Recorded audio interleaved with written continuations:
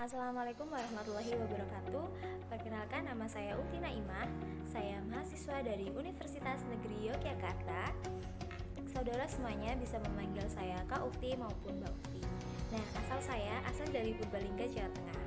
Jadi di sini saya yang akan membersamai saudara semuanya dalam mata pelajaran sejarah untuk beberapa pertemuan ke depan.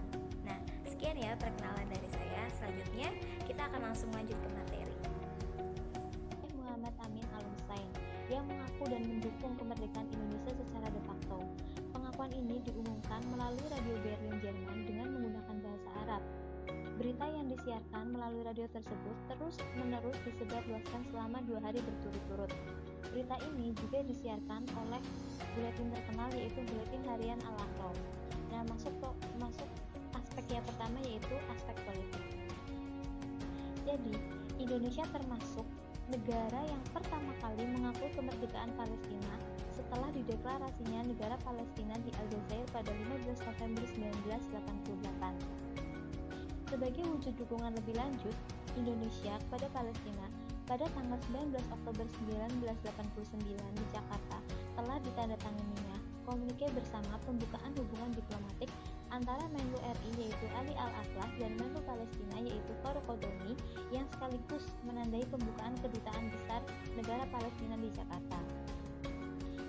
Duta besar pertama kali Palestina untuk Indonesia menyerahkan surat-surat kepercayaan kepada Presiden Soeharto pada tanggal 23 April 1990.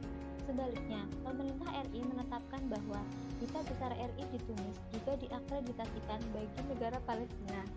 Sejak 1 Juni 2004, akreditasi Palestina berada di bawah rangkapan KBRI Yordania. Nah, sejak saat itulah, melalui berbagai forum termasuk PBB, OKI, dan GNB, Indonesia secara konsisten menyalurkan dukungan terhadap perjuangan bangsa Palestina untuk memperoleh kemerdekaan dan kedaulatannya secara penuh. Yang kedua yaitu KTT OKI dan Deklarasi Jakarta. Pemerintah Indonesia telah menyelenggarakan Konferensi Tingkat Tinggi Organisasi Kerjasama Islam atau KTT OKI pada tanggal 6-7 Maret 2016 di Jakarta guna untuk membahas dukungan terhadap Palestina yang dituangkan dalam Resolusi dan Deklarasi Jakarta. Dalam rapat tersebut terdapat 56 negara anggota, 4 negara pengamat, dan 4 pihak yang terlibat dalam proses perdamaian antara Palestina dengan Israel dalam KTT ini. Draft resolusi berisi tentang upaya menegaskan kembali posisi, prinsip, dan komitmen OKI terhadap Palestina dan Al-Quds Al-Sharif. Resolusi ini diharapkan sejalan dengan kehendak rakyat Palestina. Sementara, Deklarasi Jakarta berisikan tentang inisiatif Indonesia yang memuat rencana aksi konkret pada pemerintah OKI untuk menyelesaikan isu Palestina dan Al-Quds Al-Sharif. Yang ketiga yaitu ekonomi. Perdagangan bilateral Indonesia dengan Palestina belum menunjukkan volume yang besar. Minimnya volume perdagangan kedua negara tidak terlepas dari kondisi dalam negeri Palestina yang terus dilanda oleh konflik serta kebijakan pembatasan pergerakan manusia dan arus barang ke maupun dari Palestina oleh pemerintah Israel. Yang keempat yaitu sosial budaya. Salah satu bentuk kerjasama adalah pelatihan bagi pada diplomat Palestina di Indonesia yang difasilitasi oleh Pusat Pendidikan dan Pelatihan Kemenlu RI. Yang selanjutnya yaitu melalui upaya bersama KBRI Aman dan Ikatan Alumni Palestina yang pernah belajar di Indonesia telah dibentuknya Palestinian Indonesian Friendship Association atau PIFA yang telah mendapat pengesahan dari Kemendagri Palestina pada 1 Oktober 2013. Yang selanjutnya yaitu di bidang pariwisata pada kunjungan Perdana Menteri Palestina ke Indonesia tahun 2014. Nah, yang kelima yaitu Konsul Kehormatan RI di Ramallah yang terjadi pada tanggal 13 Maret 2016.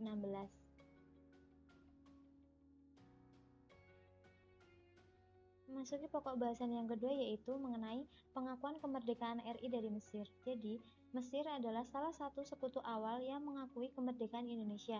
Dan lebih pentingnya lagi, Mesir ikut menggalang dukungan dari Liga Arab agar menerima kedaulatan Indonesia di mata hukum internasional.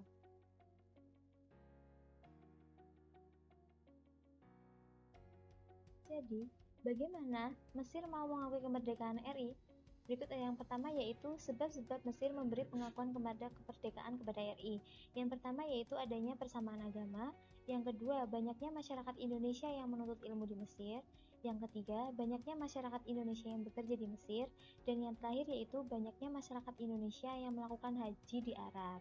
Nah, yang kedua yaitu bagaimana proses Indonesia mendapatkan kedaulatan dari Mesir. Yang pertama yaitu peran mahasiswa dan mahasiswi Indonesia yang belajar di Mesir. Yang kedua, delegasi Indonesia pertama RI di Mesir pada 7 April 1946. Yang ketiga, pembentukan panitia pusat sebagai wakil Indonesia di luar negeri. Dan yang keempat yaitu kunjungan yang dilakukan oleh Sultan Syahrir dan Soekarno ke Mesir. Kunjungan ini merupakan penghargaan dan ucapan terima kasih Indonesia kepada Mesir yang sudah mendorong negara-negara di Arab untuk membantu perjuangan Indonesia dalam mendapatkan kemerdekaan RI. Nah, yang ketiga yaitu peran Mesir dalam mendukung kemerdekaan RI. Terdapat beberapa peran Mesir dalam mendukung kemerdekaan RI, diantaranya yaitu 1. Peran dari organisasi Al-Ikhwan Al-Muslimun yang dipimpin oleh Syekh Hasan Al-Banna. Yang kedua, aksi pemuda Mesir yang berdemo di Kedubes Belanda di Kairo. Yang ketiga, mengirim delegasi Mesir yaitu Abdul Muaim ke Yogyakarta. Yang keempat, Mesir mendorong agar Liga Arab mengakui kemerdekaan RI pada 18 November 1946. Dan masih terdapat banyak lagi peran-peran Mesir dalam mendukung kemerdekaan RI lainnya.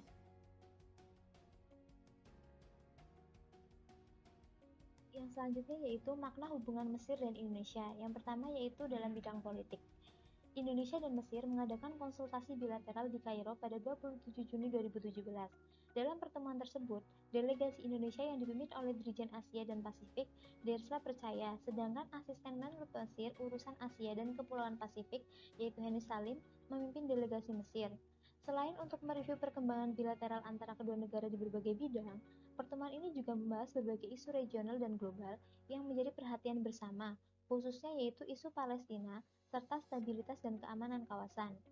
Di tengah dinamika kawasan Timur Tengah yang semakin dinamis seperti saat ini, pertemuan bilateral dengan Mesir kali ini merupakan momentum yang sangat penting. Dirjen Dersa Percaya menilai Mesir mempunyai posisi yang krusial dan strategis dalam mengawal stabilitas dan perdamaian di kawasan Timur Tengah dan Afrika Utara. Sehari sebelumnya, setelah dilakukan pertemuan teknis persiapan konsultasi bilateral yang melibatkan sejumlah kementerian dan BUMN dari kedua negara tersebut, dari Indonesia hadir perwakilan dari Kementerian Pertahanan, Kementerian Perdagangan, Kementerian Agama, Kementerian Kesehatan, Kementerian Kedaulatan dan Perikanan, dan PT WIK. Ada banyak perkembangan dalam hubungan bilateral Mesir RI selama 6 tahun terakhir yang perlu dikonsolidasikan. RI dan Mesir perlu duduk bersama untuk memetakan dan menyepakati langkah peningkatan kerjasama bilateral antara kedua negara di berbagai bidang, terutama perdagangan dan investasi. Yang kedua yaitu MOU antara Mesir dan Indonesia. Terdapat 6 bidang kerjasama yang disepakati dalam MOU tersebut, yaitu 1. Sidang komisi bersama, 2. Pembentukan Joint Trade Committee, yang ketiga kerjasama perikanan, yang keempat kesehatan, dan yang kelima yaitu energi, dan yang terakhir yaitu pertahanan.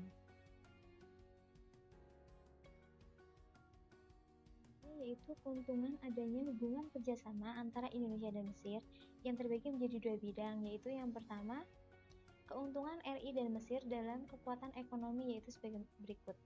Bagi Mesir, yaitu untuk menjadikan Indonesia sebagai hubungan untuk masuk ke pasar ASEAN. Sedangkan bagi Indonesia yaitu memanfaatkan Mesir sebagai hubungan untuk mendapatkan akses besar ke Afrika dan Eropa serta Timur Tengah. Nah, sedangkan dalam bidang investasi, bagi Mesir keuntungannya yaitu menjalankan berbagai proyek pembangunan infrastruktur untuk realisasi visi di tahun 2030. Sedangkan bagi Indonesia yaitu mendorong PT WIK dan PT INKA untuk menangkap peluang di Mesir. Demikianlah materi mengenai respon internasional terhadap kemerdekaan RI dari negara Palestina dan Mesir.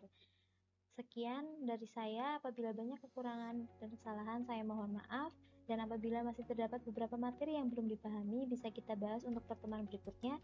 Sekian dari saya, terima kasih. Wassalamualaikum warahmatullahi wabarakatuh.